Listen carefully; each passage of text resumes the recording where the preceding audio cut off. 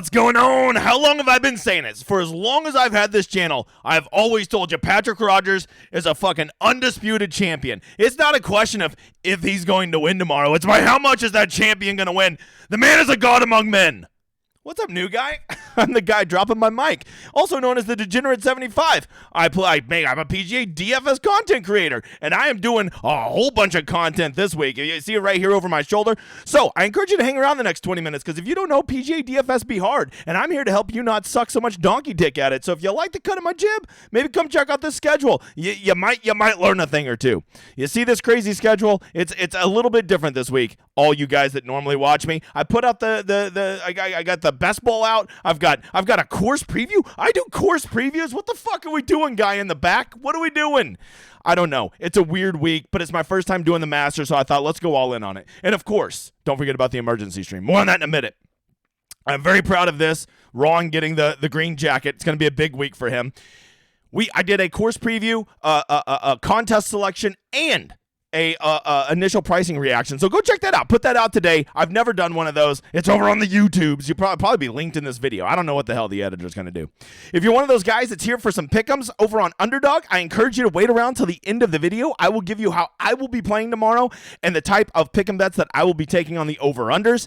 And if you really want to know what you should be doing on Underdog, you should be playing best ball. If you've heard of NFL best ball and you're not into this PGA best ball, first of all, there's going to be a huge overlay, which is the biggest plus EV money you can ever get, right? Second of all, people are donkey dicks over there and don't know how to draft. If all of this seems overwhelming to you, Tuesday night, I will be doing a live draft. Matter of fact, over on my website, I think I'm going to do some live drafts tonight just to show people how not intimidating the process is. I have all the tools you need, who's qualified, where you should be drafting them, because fuck ADP. ADP is for people that don't know what they're doing. So it is an awesome little thing. It gives you a great cut sweat. And oh yeah, first place is $100,000.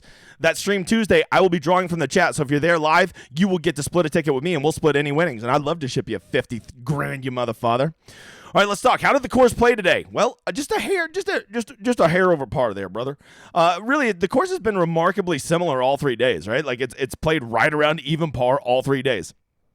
And the big takeaway today is, like the holes that were gettable, if you didn't score on the par 5s today, you were basically fucked. Because you can see almost every hole on the course was playing above par, right? So there wasn't a lot of great holes out there. Basically, you had to get it on 17, which is basically a par 3. I don't know what the hell they're doing with that hole. That's not even a drivable par 4. That's just a long par 3, bruh. 14-2, you had to get it there, right? And if you weren't getting it there, there were plenty of places to get in trouble. Just see every guy in my Showdown lineups. Oh, quad? Great. That's great. By the way, can we just talk about Thomas Dietrich? The man has a heart of a lion. Some guys get off to a slow start and they might get deterred. Not Thomas Dietrich. He's going to grind for you, and he's going to get that minus 11. Okay? He never quit. The man never quit. That's sarcasm, new guy. Guy's a piece of shit. Okay, so that's what we need to know about the course today. With them going off in threes today, we don't have a real great idea of if there was any weather edge. If the course played softer in the morning and the afternoon, yeah, we can go look at wave edge. But you want to know something? The difference in the wave was literally like 30 minutes. So let's pump the brakes on that, bruh. So let's move on. Let's get over here to DraftKings. I got to tell you, DraftKings, they're ready for the Masters. They have fucking mailed it in on the Texas Open. Okay, they're done with it. They're like, oh, they're like a lot of you. You're like, I don't want to play Showdown tomorrow and from round 4. I'm ready for the Masters. Look, dude, I'm ready for the Masters too. But you know what's going to help the Masters get here a little bit quicker? Fucking playing Showdown tomorrow. Okay, that will get the day over a little bit quicker, which then gets Thursday here a little bit faster. Okay, so play Showdown. And better than anything, they actually put out a good main contest tomorrow. This is the same one they had for round 2 that didn't fill, and they flipped out and overreacted with shitty round 3 contest. This one's not bad. I mean, I wish it were bigger, but only 20% of the $100,000 prize pool going to first, half of second to first, and 10th place is what, 1/40th of first? Not great, but you know what? It's almost always better than the damn lotto they do on round 4 Showdown. So I think, if you want to play your $100 tomorrow, I actually think I would support putting 5 in this just as much as I would playing in this shitty $100 single entry that has a $10,000 prize pool. I know that's not weird. That's weird for me to say, but you have my blessing. Unless you like one lineup, then go toss it in the $100 single entry. But if you like, you want to mix and match a pool, go toss 5 in there. YOLO. Go chase some satellites for Masters tickets. Go play in the $20 one max. Go play in the $12 single entry. It looks like they killed my baby again. Still no $10 18 max. I wonder if they're mad at me. I wonder if they're mad. Deal with it, DraftKings. I got to keep it real. The $5 single entry. I mean, it's pretty sparse selections tomorrow, right? Like, if you want to chase good prize pool tomorrow, basically you got to be in the $20. I guess the big $5 is 5,000 up top, 25%. So it's not the end of the world, right? Shitty contest. Look, I know what DraftKings is doing. They're over it. They're ready for you to spend all your money on the Masters, okay? Don't do it. Round 4 showdown is fun. There's a lot of strategy. Hey, don't forget, tomorrow I will be putting out my episode 3 of season 2 of my pod, Degenerate75 Talks Golf, #sports, with smart people, and I'm having David on, and we talked a lot about Augusta, so you might want to check that out, because that guy's forgotten more about Augusta than I'll ever know. All right, let's check the weather. You know it's the first place we need to see. The first thing we need to look at. I'm right here in San Antonio, and we're looking at it. Yeah, I hope you can see it here.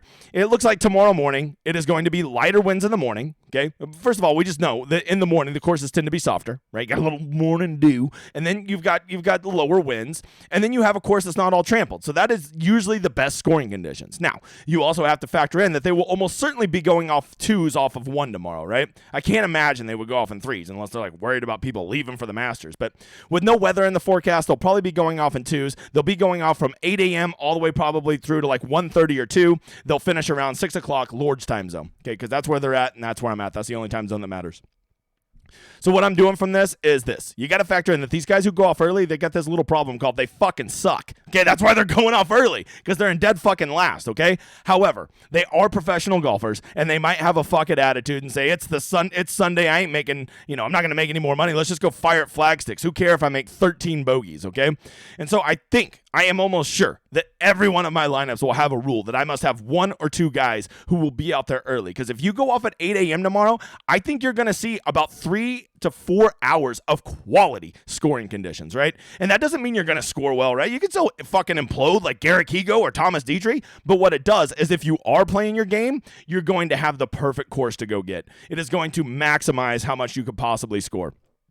Sorry, I'm watching Patrick Rogers chipping up 18 here. Guy's a champion. Can't wait to see him dunk it for an eagle. Okay, so that's what I'm doing with the weather. When you get to the afternoon, it is going to be windy, 17-mile-an-hour peaks with 25-mile-an-hour gusts. That ain't nothing. To 86 degrees, that's going to be nice and toasty, so you know the course will probably be pretty firm. I'm guessing this course will probably play over par tomorrow afternoon, and you know on a Sunday they're going to have difficult flags. So I'm not telling you to not play guys later. I'm just saying that expect a little carnage, and when your guy blows up, just be ready for it. Oh my God, Brendan Todd didn't roll in a 40-footer. I don't know what to fucking do. I'm shocked. He looks like a troll. I'm telling you, go look it up. Okay, moving on from there. Don't forget, I'm doing a huge Masters giveaway. New guy. All you got to do is go like and retweet any of my tweets over on Twitter. That will get you in the drawing, or simply leave a comment in this and tell me who's going to break the slate in round 4. You do both of those, you'll be on the wheel twice. I will give away 5 $100 tickets into the Millie Maker that you and I will make, and I will split the profits with you 50-50. And I'm pretty sure $500,000 would be pretty nice. All right, let's get to some strategy. Oh, damn, I still have everything all messed up. I got to go unclick. I made this is all still here from my video earlier. Don't need that. Okay, that's good. These are the things that matter. We're going to look at some round 3 off the tee approach putting. Did I kill around the green? I killed around the green, you fucking moron. Okay, here we go. First thing we always look at is this. You got to consider this for round 4 showdown. This is the big edge. And I want to point out, I told you this yesterday on round 3 showdown. Look to see if Siwoo Kim's ownership is higher than Corey Connors. And it was. People are learning. The momentum has swung the other way too much, right? It used to always be, I've got to play the guy at the top of the leaderboard because he's playing good and the guy at the bottom sucks. Okay, well now people realize that was a dumb fuck play. But now it's swung so far in the other way that you have Siwoo and Connors, who basically played the exact same round yesterday, and Siwoo comes in higher owned than Corey Connors, even though he started something like 50 spots lower on the leaderboard. So people are getting savvy to that. So just remember that it might be start time to realize that the strategy is changing, and it might be time to go back to the original strategy, right? Like, I am very anxious to see tomorrow if Patrick Rogers, a.k.a. God, you are going to respect the man. He is a god among men. If he comes in at like 25% ownership tomorrow, like, have we seen, because like in in the past, a guy who is, I'm just going to assume he's going to birdie the last hole because he's a god, a guy who's 3 shots clear of everybody in the past would almost certainly be 50-55% owned minimum for round 4. And now I've seen that number start to creep down to 40%, sometimes 35%. And if I see Patrick Rodgers tomorrow 30% or lower, I think you really need to start asking yourself, is there a point where I need to go back to the guy who's in the lead, because those bonus points do outweigh the potential offset of the ownership of other guys simply because they're not that highly owned anymore. That's something to be tracking. If you're doing this shit for the long term, you got to be looking at this and staying on top of these trends, right? I would be the first to tell you that me and some other dudes who do Showdown content have pushed this narrative, and it has clearly changed how the field plays. But there is a point in which it goes too far, and then maybe it's time to start going back to the original plan. All right.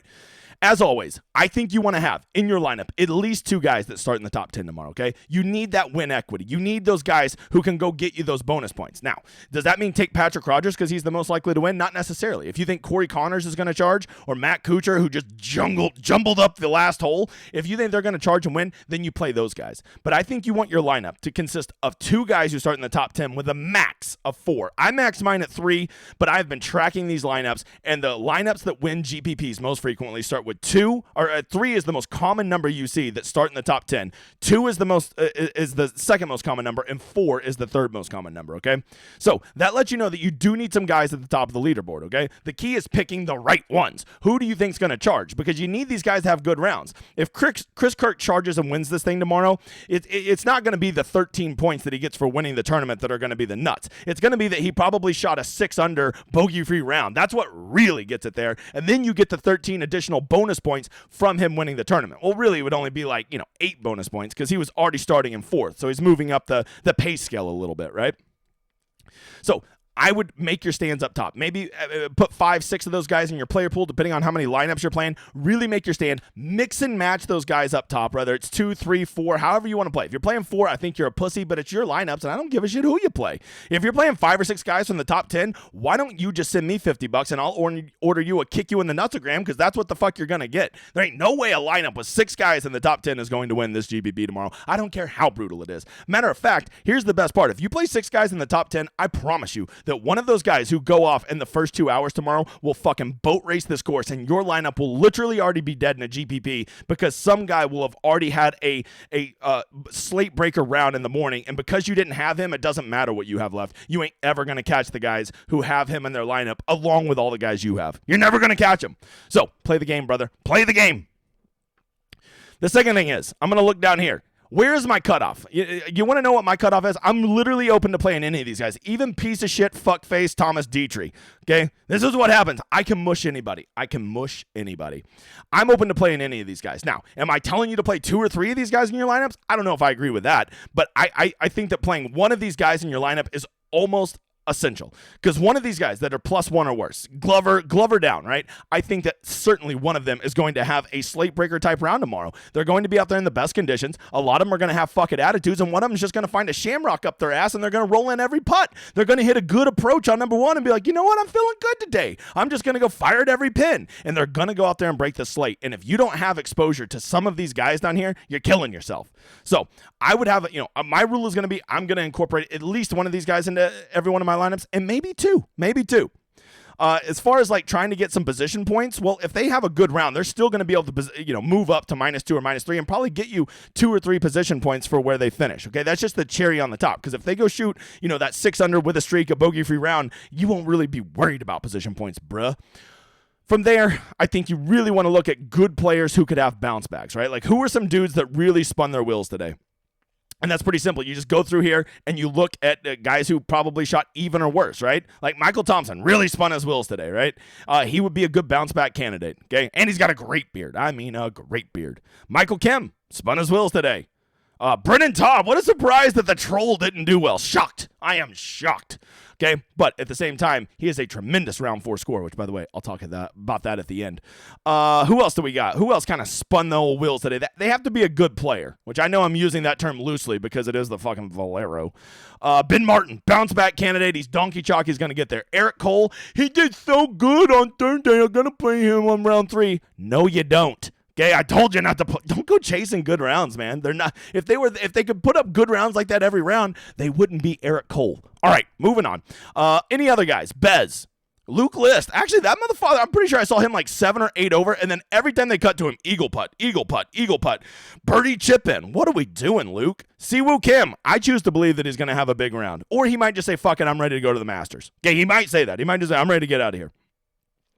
Anybody else? Old Patton Kazire, you slapdick. Batia, Higo. I mean, this is what I want. Actually, Batia and Garrett Higo. I saw that Higo was crazy owned today, right? And a lot of people, why did I play Higo? You play Higo because you want, like, he is a nuclear bomb. Sometimes he's a nuclear bomb to your funds and your DK account. Sometimes he's a nuclear bomb to the field because I get him at 3% and he goes fucking ape shit. That's what you do. When you sign up for Garrett Higo, you strap him for the ride, motherfather. I told you by hole 3, you would know. I could tell by hole 3, it's going to be a shitty Higo day. By hole 6, he was toast, okay?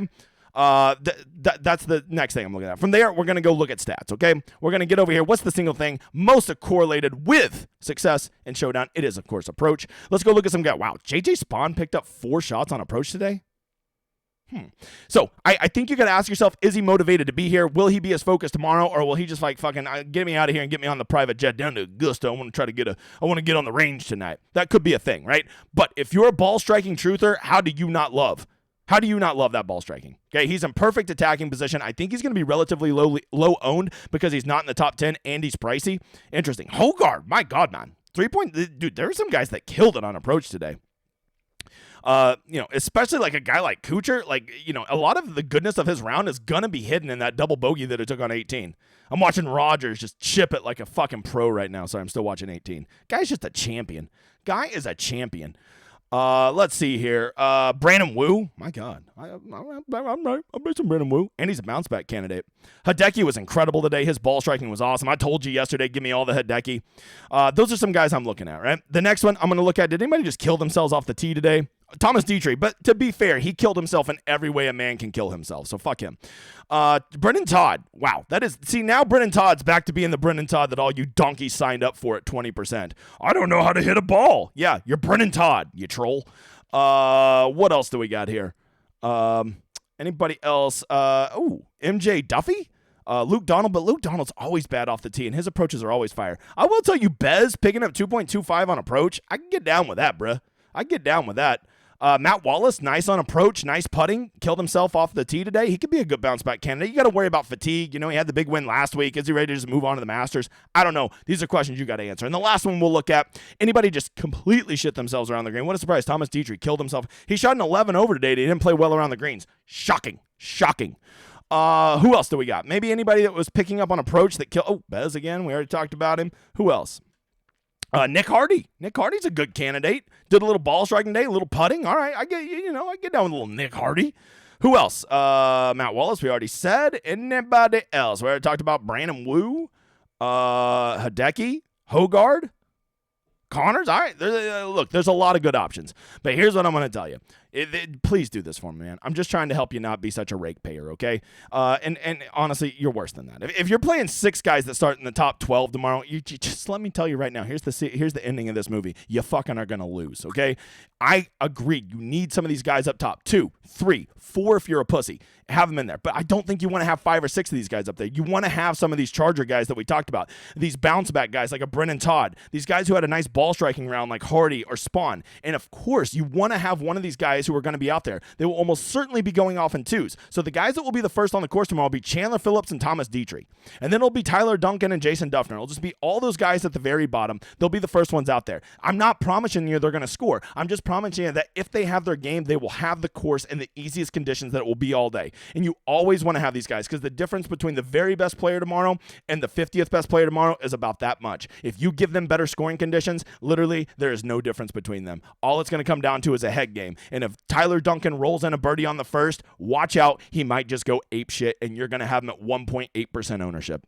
All right, that's playing the game. You want to know those top 4 guys? Well, let me just tell you about my website, djn75.com, and it is the fastest growing community in PGA DFS. We are fun community that learns how to play the game. No fucking picks over there, and we're not full of toxic pricks. So if that sounds appealing to you, come check it out. We also win quite a bit, and we have the best tool in all of DFS. It is called the Rosetta Stone. I do it for round 3, round 4 showdown, and of course, week long, aka kicking the nuts. If you don't have the time to take all these random numbers that people give you and know how to make a good pick, I put it all in one place for you to easily digest, make a good player pool in less than an hour, and feel like you're making informed decisions based off of real statistics that actually matter, not just this fucking bullshit numbers that you see on a screen, okay? It's color-coded, it is intuitive, everything about it is awesome. Those 4 guys that are great round 4 scores, the troll Brennan Todd, God himself, Patrick Rogers, who I just watched bogey 18. I don't believe it. That had to have been an eagle putt that he missed. Chesson Hadley and Shez Reavy? What are we doing? All right, lastly, let's finish with Underdog. If you were doing the pick'em tomorrow, they have better lines than some of the competition. By the way, you see my little code right there, Degenerate75, all caps. Use that. If you have a new account, you go deposit up there. If you deposit up to $10, $10 to $100, they will do a 100% match. And if you do that, you get a free week on my Discord. All you got to do is send proof to me or the editor that you signed up. I will give you a free week over on my website, which, by the way, this is the best week of the year to get on my website because it's the Masters. How I'll be playing tomorrow is very simple. I think tomorrow afternoon is going to be a struggle bus. I'm pretty sure. I'm going to verify this before I get my my pick'ems in, but I am going to make sure that I have guys that are going to be playing late in the afternoon when they're going to be out there in the driest, windiest conditions, guys who are going to be playing against tucked flags. Oh yeah, and this thing, they're going to have the pressure of having to have a good round. If they put like 2 under rounds out there for guys like, you know, these mediocre players, I'll go smash the over. I think a lot of these guys are going to fold like lawn chairs tomorrow. Furthermore, I don't think there's going to be a ton of birdies on this course. You saw how few holes played under par today. So this isn't a course where you get a lot of birdies, especially on a windy, baked out course. So give me the under on birdies and the over on strokes, especially for those guys going out late. Okay, Dietrich, I don't know if I would touch him, right? Maybe I'd take the over on strokes, but if he's on there, I'm not touching him because he'll be out there in the morning, and it wouldn't surprise me if he got 5 birdies and 5 bogeys, okay? That's the strategy, guys. I hope you do well. Don't forget to check out the pod tomorrow. Don't forget to go check out my Masters thing. All kinds of content. Come over to the website, DGen75. We're growing. It's a community. And yeah, come do best ball with me tonight. I will draft and teach you what to do. It's fun as shit, I promise. But in the meantime, guys, enjoy this outro.